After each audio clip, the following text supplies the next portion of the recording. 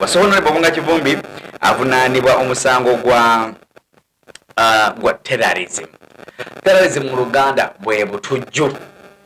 Okola ebikolwa eby'obutujju bimuvunaanyizibwako. Era nga guno guli mu section mu Constitution ya Uganda contrary section 6A akatundu A.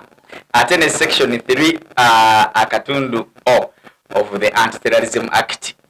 Cap 120 section ywe bamuvunaanidde. Era ono etwogerera nga ali remanded mukomera bamututte agenda agira abeerayo paka kunaku z'omwezi ate zebamuwadde okubanga dda ayongera okubanga awulira omusango gwe. Wabala kutweka Tako News Update Edwin Kaumachinano gemanya gange. Thank you for following Busesa Media. Akati ku murundi guno twogere ku Honorable Mwanga Kivumbi is trending all over the news. Honorable Mwanga Kivumbi abadde MP wa Butambala yabadde akulembera ekitundu ekyo akikulembedde for the 15 years era ngo nagwa mu kibiina ekya NUP ekya National Unity Platform.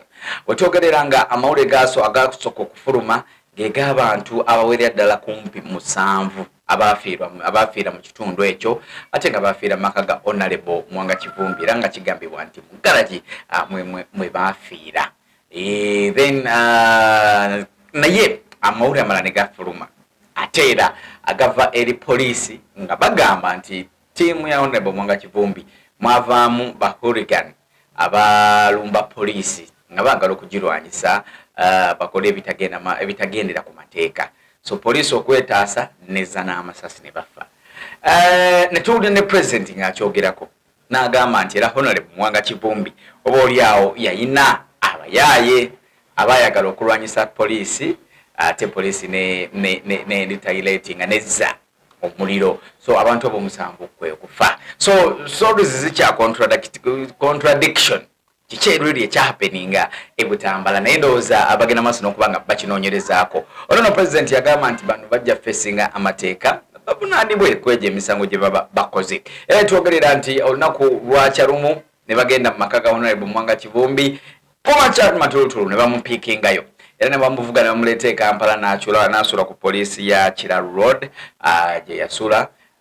Then ate bwe bamugye wetwogerera kati bamututte ne bamutwala mu kooti asobole okubanga abitebya asobole okubanga avunaanibwa ku misango egyo egyamuguddwako.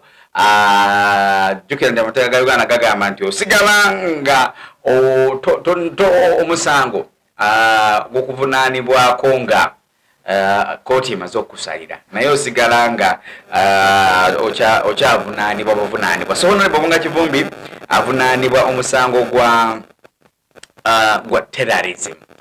Terrorism mu Luganda bwe butujju. Okola ebikolwa eby'obutujju bimuvunaanyizibwako. Era nga guno guli mu section mu Constitution ya Uganda contrary section 6A akatundu A. Ate ne section 3 akatundu O of the Anti-Terrorism Act. Cap 120 section ywe bamuvunaanidde. Era ono etwogerera nga ali remanded mukomera bamututte agenda agira abeerayo paka kunaku z'omwezi ate zebamuwadde okubanga dda ayongera okubanga awulira omusango gwe. So ono yegasse ku basibe bonna bwe batyo aba NUP abali mu komera nga tugasseeko omwogezi waabwe wetwogerera ali mu komera waiswa gattako ba bodyguard ba Bobby Wine abali munda gattako